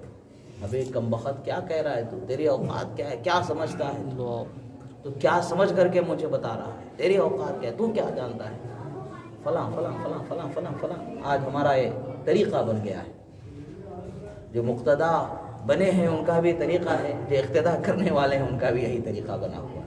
مقتدا بھی ویسے ہیں، مقتدی بھی ویسے ہیں، یہی حال ہمارا ہے۔ مگر خواجہ پاک نے قرآنی آیت کی اپنے وجود کو مکمل تفسیر بنا دی۔ اللہ تعالیٰ فرماتا ہے ادعو الی سبیل ربک بالحکمت والموعظۃ الحسنہ، اپنے رب کے راستے پر حکمت اور اچھے انداز بیان سے بلاؤ۔ حکمت سے بلانا ہے، اچھے انداز بیان سے بلانا ہے۔ حضرت خواجہ پاک رضی اللہ تعالیٰ عنہ نے فرمایا کہ آپ ہی اس کو ٹھیک کر دو۔ آج کے زمانے میں ہوتے تو کتنے فتوے لگ جاتے ہیں پتہ نہیں، مگر ہے اس لیے کہ جن کو عقل سمجھ ہوش نہیں ہے، ہاتھ میں قلم آ جاتا ہے تو فتویٰ بول کر کے منمانی کر جاتے ہیں۔ ان کو بھی چاہیے کہ اصلاح کریں، ہم کو بھی چاہیے کہ ان سے پوچھیں جو حقیقت میں علم والے۔ اگر ایسے ہی علم کے دعوے دار بہت ہوتے ہیں، سب سے پوچھیں گے، سرکار نے فرمایا لوگ اتخذ الناس رؤوسا جہالا فسئلوا فافتوا بغیر علم فضلوا واضلوا، فرمایا لوگوں نے جاہلوں کو دینی پیشوا و رہبر بنایا اور ان سے سوال کیے تو وہ لوگ بھی بغیر علم کے فتویٰ دے دیتے ہیں، خود بھی بھٹک جاتے ہیں، دوسروں کو بھی بھٹکاتے چلے جاتے ہیں۔ حضرت خواجہ پاک نے فرمایا تم ہی اصلاح کر دو۔ سوچنے کی بات ہے، یہ ایمان و صداقت کا ایک ایسا روشن ماہتاب کہ عالم جس کی روشنی سے سیرابی حاصل کر رہا ہے، سبحان اللہ، اس عظیم ماہتاب ولایت کو، شمس ولایت کو، ایک وہ شخص جسے وحدانیت کا بھی پتہ نہیں ہے، ذات رب ذوالجلال کا بھی ادراک نہیں ہے، وہ کیسے ان کی اصلاح کر سکتا، وہ کیسے ان کو سدھار سکتا ہے؟ مگر بظاہر اولیاء کی بولی ایسی ہوتی ہے کہ سوچنے والا سمجھنے والا بھی حیران ہو جاتا ہے، حیرانی طاری ہو جاتی ہے، مگر وہ اپنے بول کا اصل اور اس کا مطلب بخوبی جانتے۔ آپ نے فرما دیا کہ آپ ہی کر دو، وہ حیران ہو کر کے کہتا ہے اتنا روشن سراپا ہے اور چھوٹی سی چیز ہے اور میں اس کے سامنے بہت کمتر ہوں، اس سراپے تک تو میں پہنچا بھی نہیں ہوں، میں کیسے اس کو درست کر سکتا ہوں؟ آپ بتائیں میں کیسے اس کو درست کر سکتا ہوں؟ حضرت خواجہ نے فرمایا بڑا آسان طریقہ ہے درست کرنے کا، بڑی آسانی سے درست کر سکتے ہو، ٹھیک کر سکتے ہو، میرے اس کمال میں ہر ایک چیز کو ہٹا سکتے ہو، مجھے کمال پر پہنچا سکتے ہو۔ وہ حیرانی سے کہتا ہے وہ طریقہ بھی کیا ہے وہ تو بتائیں۔ حضرت خواجہ نے فرمایا کہو لا الہ الا اللہ، سبحان اللہ، سبحان اللہ، کہ لا الہ الا اللہ محمد رسول اللہ کہہ لو، وہ جو دھبا تمہیں نظر آ رہا ہے وہ دھبا ختم ہو جائے۔ سبحان اللہ، سبحان اللہ۔ حقیقت کیا ہے؟ اللہ کے رسول نے فرمایا المومن کالمرآ، فرمایا مومن آئینے کی طرح ہے، بے شک جو بھی اس میں دیکھتا ہے جو جیسا ہوتا ہے ویسا نظر آتا ہے۔ سبحان اللہ۔ وہ دھبا خواجہ کے دل کا نہیں تھا بلکہ اس جوگی کے دل کا تھا جو خواجہ میں اس کو نظر آتا۔ سبحان اللہ، سبحان اللہ، اللہ اکبر، اللہ اکبر، یا رسول اللہ، یا رسول اللہ، زندہ باد، خواجہ پاک نے اس کی اصلاح کیسے زندہ فرمائی؟ باد، ایسا نہیں ہے ویسا ہے، ویسا نہیں ہے ایسا ہے، یہ نہیں سمجھایا اس کو، حقیقت تک اس کے شعور کے پہنچنے سے پہلے اسے پہنچا دیا، سبحان اللہ، اس کے سمجھنے سے پہلے، اس کے شعور کے بیدار ہونے سے پہلے اسے واصل باللہ فرما دیا، سبحان اللہ، سے چھوڑ دیا اور اس کے دل کو منور فرما دیا۔ سبحان اللہ، جب اس کا دل منور ہو گیا تو قدموں میں گر گیا، کہتا حضور ارے یہ نور ایسا ہے کہ میری آنکھیں خیرہ ہوتی نظر آتی، سبحان اللہ، دیکھ ہی سبحان نہیں اللہ، پاتا ہوں یہ کیسا نور ہے آپ کے وجود میں، یہ کیسی برکتیں ہیں، یہ کیسا علاج آپ نے بتایا۔ خواجہ فرماتے علاج میرا نہیں، میں نے تمہارا کر رہا تھا، سبحان اللہ، زبان تمہاری تھی، طریقہ میرا تھا، علاج تمہارا ہو گیا، اور آج اللہ کے فضل سے تمہیں اللہ نے اونچا مقام عطا فرمایا۔ سبحان اللہ، سبحان اللہ، وہ مرحلے گزرتے ہیں کہ اسی طرح کے جے پال جوگی ہو یا اور کوئی ہو، خواجہ کی بارگاہ میں جب آتے ہیں تو واصل باللہ ہو کر کے ہی لوگ جاتے ہیں۔ سبحان اللہ، شان ہوتی ہے اللہ والوں کی، اصلاح اور ہدایت کا طریقہ ہوتا ہے، اور آج ہمیں اگر کوئی برا بول دیتا ہے تو ہم بڑے غرور اور تکبر سے سامنے والے کو دھتکار دیتے ہیں، مگر حضرت امام حسن مجتبی سبحان اللہ، مصطفیٰ شہزادہ بطول سبحان اللہ، فارغ مولا علی امیر المومنین حضرت امام حسن مجتبی رضی اللہ تعالیٰ عنہ کو جب مروان برے سے برا بولا کرتا تھا تو آپ جواب میں یہی کہتے تھے، اگر تم جو کچھ میری برائی بیان کر رہے ہو اس میں تم سچے ہو تو میں اللہ سے توبہ کرتا ہوں کہ اللہ وہ میری برائیوں کو معاف فرمائے، اللہ اکبر، اور اگر تم جھوٹے ہو تو میں بول کر کے برا نہیں بننا چاہتا، اللہ اس کا بدلہ لینے والا ہے۔ بے شک، بے شک، اور آج ہمارے پاس ہمارا طریقہ کیا ہے، ہمارا سلیقہ یہ ہے اگر کوئی اتنا بولتا ہے تو ہم اسے اتنا سنا دیتے ہیں، درگزر کا مادہ ہی ختم ہو گیا ہے۔ اور آج ہماری زندگی کیسے گزر رہی ہے، گناہوں کے دلدل میں پھنستے چلے جا رہے ہیں، خدا کی بارگاہ میں حاضری کا خوف نہیں ہے، ڈر نہیں ہے، کیسی زندگی آج ہے؟ کیا موت سے ہم اپنے آپ کو بچا سکتے ہیں؟ 2 لمحے بچا سکتے ہیں؟ کوئی کہہ سکتا ہے کہ 2 لمحے میں زندہ رہوں گا؟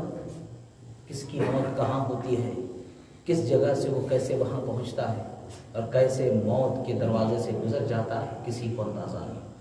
ہم سب بیٹھے ہیں، پتہ نہیں کون صبح زندہ اٹھے کون مردہ اٹھے، خدا جانے، مگر آخر ہم کس بھرم کا، کس زام میں ہم کل کے انتظار میں آج توبہ سے خود کو دور رکھ رہے ہیں۔ کل اٹھیں گے، جئیں گے تو ہوگا، اٹھیں گے ہی نہیں تو کیا ہوگا؟ کیا ہماری زندگی میں کبھی ہم نے یہ نہیں سوچا کہ خدا را کبھی تو ہمیں خواب ہی میں صحیح جنت کا ٹھکانہ جو ہمارا ہے وہ دکھا دے؟ کیا یہ طلب ہمارے دل میں نہیں ہوئی؟ ہم ہر رات سوتے ضرور ہیں، یہی سوچ کر کے سوتے ہیں کہ کل ہمیں اتنی دولت مل جائے کہ کل یہ ضرورتیں ہم پوری کر لیں، کل ہمارے لیے راستہ کھل جائے کہ ہم یہ کر لیں، کل ہمارے لیے یہ سبب بن جائے کہ وہ ہم اپنی کام پورے کر لیں۔ کل اٹھیں گے ہی نہیں تو کیا کام پورے کریں گے؟ اور جو مرنا یقینی ہے، طے ہے، اس کی ہمیں فکر نہیں ہے، اور جو طے نہیں ہے اس کی ہمیں خواہش بڑی ہے۔ زندگی جینے کی خواہش بڑی ہے، خواہش کرنا برا نہیں ہے، مگر خود کو خدا کے راستے سے دور کرنا برا ہے۔ کس وجہ سے ہم اس قدر مغرور ہو گئے؟ کیا ہمارے پاس خدا کا خوف بالکل ہی ختم ہو گیا؟ کیا ہم توبہ کرنا ہی نہیں چاہتے؟ کیا سدھرنا ہی نہیں چاہتے؟ اللہ تبارک و تعالیٰ فرماتا ہے، والذین یقولون ربنا اصرف عنا عذاب جہنم ان عذابها کان غراما انہا ساءت مستقرا ومقاما۔ اور وہ لوگ، اچھے لوگ جو اللہ کی بارگاہ میں کہتے ہیں کہ پروردگار ہم سے عذاب جہنم کو پھیر دے، کھولا دینے والا، پگھلا دینے والا جو عذاب جہنم کا، اس سے ہمیں بچا لے۔ اللہ فرماتے ہیں انہا ساءت مستقرا ومقاما، اور کیا ہی بھیانک وہ ٹھکانہ، کیا ہی بھیانک وہ عذاب کا ٹھکانہ ہے۔ مگر افسوس کہ ہم سب جاننے کے باوجود غافل، کس زندگی کی تمنا میں ہم غفلت میں زندگی گزار رہے ہیں۔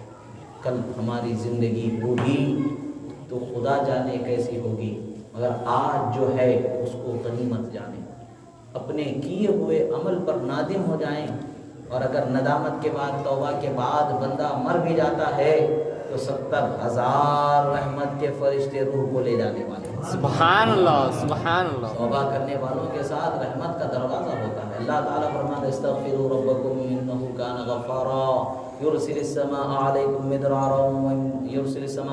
مدرارا ویمددکم باموال وبنین۔ اللہ تعالیٰ فرماتا ہے کہ اے لوگو تم اللہ سے توبہ کرو، آسمان سے برستا ہوا پانی تمہارے لیے اتارے گا، جو تمہارے لیے کھیتیاں پیدا ہو جائیں گی، تمہاری مدد فرمائے گا، تمہارے اولاد سے، تمہارے خاندان سے، تمہارے زندگی کی اللہ تبارک و تعالیٰ باغ و بہار بڑھا دے گا۔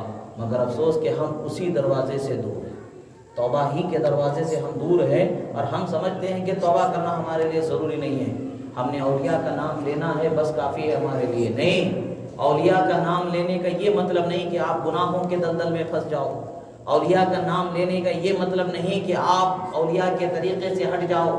حضرت امام مالک رضی اللہ تعالیٰ عنہ کا ایک واقعہ روایتوں میں آتا ہے، ایسے ہی حضرت جنید بغدادی رضی اللہ تعالیٰ عنہ کے حق میں بھی ایک واقعہ روایت کیا گیا ہے۔ آپ ایک راستے سے گزرتے ہیں تو دیکھتے ہیں کہ ایک شرابی نشے میں پڑا ہوا ہے اور اللہ اللہ اللہ کہہ رہا ہے۔ حضرت امام مالک رضی اللہ تعالیٰ عنہ نے اسے دیکھا، پانی منگوایا، اس کا منہ دھلا دیا، چلے گئے۔ رات میں جب آپ خواب میں دیکھتے ہیں کہ ایک آواز دینے والا آواز دیتا ہے کہ اے مالک تم نے میرے لیے، لوگوں نے پوچھا کہ حضرت آپ نے اس کا منہ کیوں دھلایا، وہ تو شرابی تھا۔ وہ کہتے وہ جو تھا جیسا تھا مجھے اس سے غرض نہیں، مگر اس کی زبان سے اللہ کا پاک نام لے رہا تھا، شراب کے اثر سے آلودہ ناپاک اس کی زبان تھی، تو مجھے یہ گوارا نہیں گزرا کہ میں ایسے ہی چھوڑ دوں، میں نے اس کے منہ کو دھل دیا تاکہ وہ نام لے رہا ہے تو پاک اس کا منہ ہو جائے۔ سبحان اللہ، سبحان اللہ۔ اور اس کا اثر کیسے ہوتا ہے؟ اپنے دوستوں کے لیے، مومن بھائیوں کے لیے اچھی خواہش کرنا بھی ان کی ہدایت کا سبب بن جاتا ہے۔ ان کے لیے دعا خاص کرنے کی ضرورت نہیں، بل آپ کے دل میں خواہش آ جانا ہی کافی ہے، ان کے لیے دعا بنا دیا جاتا ہے۔ سبحان اللہ۔ حضرت امام مالک کا وہ فعل اس بندے کے حق میں دعا ہو۔ اب رات میں خواب میں دیکھتے ہیں کہ فرمایا جاتا ہے کہ اے مالک تم نے میری خاطر اس کا منہ دھو دیا، ہم نے تمہاری خاطر اس کے دل کو دھو دیا۔ سبحان اللہ، سبحان اللہ، سبحان اللہ۔ مالک بیدار ہو جاتے ہیں تو آپ دیکھتے ہیں کہ مسجد میں رونے کی آواز آ رہی ہے، ایک شخص اللہ کی بارگاہ میں دامن کو پھیلائے توبہ کر رہا ہے، رب اغفر لی رب اغفر لی رب اغفر لی کی صدا بلند ہو رہی ہے۔ حضرت امام مالک جب اس کے قریب جاتے ہیں تو کیا دیکھتے ہیں؟ وہی شرابی کھڑا اللہ کی بارگاہ میں۔ سبحان اللہ۔ آپ پوچھتے ہیں کہ نوجوان کیا ماجرا ہوا تیرا؟ کہتا ہے کہ حضور جس نے مجھے ہدایت دی اس نے تمہیں آگاہ تو کر دیا، پھر مزید مجھ سے آپ کیا سوال فرما رہے ہیں؟ ہدایت بھی ایسی ہدایت کے ولایت کے مقام پر پہنچا۔ سبحان اللہ، کبھی کبھی ہماری اچھی خواہش اپنوں کے لیے دعا بن جاتی ہے، وہ بھی کامیاب ہو جاتے ہیں، اور اس کامیابی کا سبب خدا ہم کو بنا دیتا ہے، سبحان اللہ، ثواب ہمیں مل جاتا ہے۔ اسی لیے کسی کے حق میں برا نہ چاہو، بے شک کسی کے حق میں برا نہ چاہو، بھلا چاہو، ان کو بھلے راستے پر لانا چاہو، ان کے لیے بھلائی کا ارادہ کرو، یقیناً اللہ تبارک و تعالیٰ کوئی نہ کوئی ایسا راستہ، کوئی نہ کوئی ایسا سبب بنا دے گا کہ جس سے وہ ہدایت کے راستے پر آ جائیں۔ سنتوں پر عمل کرنے کا مزاج بنا لو۔ نوجوان بچوں، ان کی بزرگوں کی عمر تو آدھی سے زیادہ بلکہ تہائی تو عمر گزر چکی، ابھی آپ نوجوان ہیں، جوانی کی طرف قدم بڑھا رہے ہیں، ابھی آپ کے سامنے زندگی جو دنیا کا دستور ہے اس دستور کے لحاظ سے ہو سکتا ہے کہ ایک طویل زندگی ہو سکتا ہے کہ 2 لمحے بھی نہ ہو، مگر زندگی مل رہی ہے، مل جائے، جتنی ملنی ہے مل جائے، اسے کارآمد بنانے والے ہو جاؤ۔ اپنے اخلاق و کردار کو رسول اللہ صلی اللہ علیہ وسلم کے طریقے میں ڈھال لو، ان کے سچے طریقے پر ڈھال لو، نماز کی پابندی کرنے والے بن جاؤ، جھوٹ بولنا چھوڑ دو، حرام لینا چھوڑ دو، حرام دیکھنا چھوڑ دو، حرام کھانا چھوڑ دو، ایسا کرنے والوں کی صحبت سے دور ہو جاؤ اور نیک راستے پر چلنے کا ارادہ بنا لو۔ جیسے آپ لوگ واٹس ایپ چیٹ کر کے ایک دوسرے کی خبر لیتے رہتے، گروپ چیٹنگ کر کے ایک دوسرے کو دنیا بھر کی خبریں سناتے رہتے ہیں، ایسے ہی گروپ چیٹنگ کر کے آپ ایک دوسرے کو قرآن کی سورتوں کے یاد کرنے کرانے والا ہو جاؤ، قرآن کی آیتوں کو پڑھنے پڑھانے والا ہو جاؤ، صحیح ڈھنگ سے دین کے مسئلے سیکھنے سکھانے والے ہو جاؤ، اور آپس میں ایک دوسرے سے تکرار کرنے والے ہو جاؤ۔ جاؤ, وقت پر نماز کے ایک دوسرے کو خیال دلانے والے ہو جاؤ. اور اگر اپنے آس پاس کوئی مجبور ہے, کوئی پریشان حال ہے, تو اپنے طور پر اس کا خیال کرنے والے ہو جاؤ. جب بھی ہم اپنے پاس پڑوس کا خیال کرنے والے ہوں گے اور اپنے اخلاق و کردار کی عبادت کرنے والے ہوں گے, یقیناً اللہ تبارک و تعالیٰ کی رحمت ہمارے قریب ہو جائے گی. جب اس قریب ہو جائے گی رحمت, تو پھر ہمارا حال یہ ہوگا کہ ہمیں طلب کی حاجت نہیں ہوگی, ہمیں مانگنے کی ضرورت نہیں ہوگی. ادھر دل میں خیال ہوگا, ادھر رب عطا فرماتا ہے. سبحان اللہ, سبحان اللہ. بخدا میں آپ حضرات کے سامنے کہتا ہوں کہ آج میں کوئی چیز مانگتا ہی نہیں ہوں مگر طلب سے پہلے خدا عطا فرما دے. سبحان اللہ, سبحان اللہ. حالانکہ میں بھی انسان ہوں, مجبور ہوں, میری بھی بے پناہ ضروریات ہیں, کچھ ذمہ داریاں ہیں, کچھ ضروریات ہیں, مگر خدا وہ کیسے پورے فرما رہا ہے اس کا شعور بھی نہیں ہے. صرف اور صرف وجہ کیا ہے کہ اللہ کے راستے پر خلوص سے بلانا. اللہ کے راستے پر لوگوں کو بلاؤ تو خلوص سے بلاؤ, دکھانے کے لیے مت بلاؤ. جب یہ خوبی آپ اپنے اندر پیدا کر لیں گے تو جان لو کہ آپ کے گھر میں بھی کبھی برکت ختم نہیں ہونے والی ہے. اور آپ اپنے بچوں کو سونے سے پہلے رسول اللہ پر درود پڑھنا سکھا دو. سبحان اللہ. جب وہ صبح اٹھے تو ان کو درود پڑھنا سکھا دو, انہیں رسول اللہ کی محبت میں سونا اور رسول اللہ کی محبت میں اٹھنا سکھا دو. تو انہیں سلیقہ آ جائے گا, جینا بھی انہی کے لیے ہے, مرنا بھی انہی کے لیے. سبحان اللہ. جب وہ سلیقہ پیدا ہو جائے گا تو آپ رہیں یا نہ رہے, ہزاروں بد عقیدے دجالی فتنے کیوں نہ آ جائیں, ان کے عقیدے کو برباد نہیں کر سکتے. وہ رسول اللہ کی امان میں ہوں گے, اس لیے کہ وہ سوتے ہیں یا مصطفیٰ کہتے کہتے, اٹھتے ہیں صلی اللہ کہتے کہتے. سبحان اللہ. جب یہ ان کو گہوارہ مل جائے گا, یہ حصار ان کو مل جائے گا, تو کل قیامت میں آپ جائیں گے تو آپ کو پریشان ہونے کی ضرورت نہیں ہوگی کہ میری اولاد کو جہنم میں ڈھکیلا جائے گا, شاید میری اولاد کا کیا انجام ہوگا. نہیں, وہاں پر تو آپ کے ساتھ ساتھ آپ کی اولاد کو بھی جنت میں جانے کا. سبحان اللہ, سبحان اللہ. باپ کی حقیقی کامیابی تو یہی ہے کہ دنیا میں بھی اس کے اولاد کسی کے محتاج نہ رہے اور آخرت میں خدا کے عذاب سے وہ محفوظ ہو جائیں اور اللہ کی نعمتوں سے مالا مال ہو جائیں. تب ایک باپ کامیاب ہوگا. اگر اس نے وہ سلیقہ اپنے بچوں کو دے کر کے دنیا سے گیا ہے تو وہ کامیابی کی زندگی دنیا میں گزار کر کے گیا ہے. اگر یہاں کمی ہو گئی ہے تو سب کچھ دے کر کے بھی, کروڑ ہا کروڑ دے کر کے بھی آپ نے ان کو خالی دامن ہی چھوڑا ہے. آپ دیکھیں گے, دیکھنے والوں نے دیکھا, بہت سارے بادشاہ جب دنیا سے گئے تو کروڑوں کے ہیرے جواہر ان کے بچوں کے لیے چھوڑ کر کے گئے. مگر حضرت خلیفہ برحق حضرت عمر بن عبدالعزیز رضی اللہ تعالیٰ عنہ جب دنیا سے جاتے ہیں 8 یا 9 سونے کے سکے چھوڑ کے جاتے ہیں, بس کچھ نہیں, کچھ بھی نہیں. کسی نے پوچھا کہ مال کی بقا اور مال سے باپ کے بچوں کو جو فائدہ پہنچتا ہے اس کی کوئی مثال تو بتاؤ ہمیں, جو نقصان پہنچتا ہے اس کی بھی کوئی مثال بتاؤ. ایک بزرگ فرماتے ہیں, میں نے انہی آنکھوں سے بہت سارے خلیفہ جو عمرا گزرے بادشاہاں, ان کو بھی دیکھا کہ جب وہ مرے تو اپنے بچوں کے لیے ورثے میں ہزاروں سونے کے سکے, ہزاروں چاندی کے سکے, ہزاروں خدمت گزار, ہزاروں ایکڑ زمین, یہ سب چھوڑ کر کے گئے. اور میں نے ان کو دیکھا کہ انہی شہروں کی گلیوں میں وہ آخر میں بھیک مانگتے نظر آئے. اور میں نے ایک مرد مجاہد کو بھی دیکھا, جب دنیا سے گیا تو اپنے بچوں کے لیے ہزاروں ہیرے جواہر, سونے کے سکے نہیں, گنتی کے چند سونے کے سکے چھوڑ گئے, جس میں سے تیسرا حصہ ان کی کفن دفن میں ہی لگ گیا. اور آج ہم اپنی آنکھوں سے دیکھ رہے ہیں کہ ان کے گھروں میں ہزاروں خدمت گزار اللہ نے عطا, سبحان اللہ, ہزاروں لوگوں کو کھانا کھلانے والے, ہزاروں بے کپڑے جو انسان ہیں ان کو کپڑا دلانے والے اللہ نے انہیں بنایا. بات کیا ہے, انہوں نے دولت چھوڑی, اخلاق نہیں دیا تو وہ دولت ان کے کام نہیں آئی. انہوں نے دولت نہیں چھوڑی, اخلاق مصطفیٰ عطا فرما دیا تو وہ اخلاق کی ایسی برکت ہے کہ اخلاق والوں کو دولت بھی عطا ہو گئی, دوسروں کو عطا کرنے والے اللہ نے بنا دیا. یہی وہ عظیم دولت ہے. آپ اپنے بچوں کو مال چھوڑ کر کے جائیں نہ جائیں, ان کی قسمت سے زیادہ آپ انہیں نہیں دے سکتے ہیں, خدا کی مرضی سے بڑھ کر کے نہیں دے سکتے ہیں, خدا کی مرضی سے زیادہ چھین نہیں سکتا ہے کوئی. آپ ان کو دینا ہے تو ان کے کام کام آنے والا ہے تو وہ اخلاق مصطفیٰ صلی اللہ تعالیٰ علیہ وسلم ہے، اخلاق خواجہ غریب نواز ہے، اخلاق تاج الاولیاء ہے، اخلاق غوث اعظم ہے، اخلاق حسنین ہے، یہ ساروں قربانیاں اہل بیت ہے، وہ سارے ہنر، وہ سارے صحابہ و اہل بیت کے طریقے زندگی گزارنے کے سلیقے انہیں آپ دے کر کے چلے جاتے ہیں تو کچھ نہ دے کر کے بھی سب کچھ دینا ہو جائے گا۔ سبحان اللہ۔ اگر یہ نہیں سکھاتے ہیں سب کچھ دے کر کے بھی کچھ نہ دینا ہو جائے گا، یہ ہماری ذمہ داری ہے، اس طرف توجہ کریں۔ کہنا تو خواجہ کی ذات مبارکہ پر تھا بہت کچھ، مگر افسوس کہ میری کمزوری کہ میں اپنی مرضی سے کچھ کہہ نہیں سکتا ہوں، جو غوث پاک کا فیضان ہوتا ہے، جو وہ میری زبان سے جاری کروانا چاہتے ہیں، سبحان اللہ، سبحان اللہ، خواہش کر کے موضوع کو بدلنے کی طاقت نہیں رکھتا ہوں، جو جاری سلسلہ کر دیا جاتا ہے زبان پر اسی کو آگے بڑھانے میں عافیت جانتا ہوں۔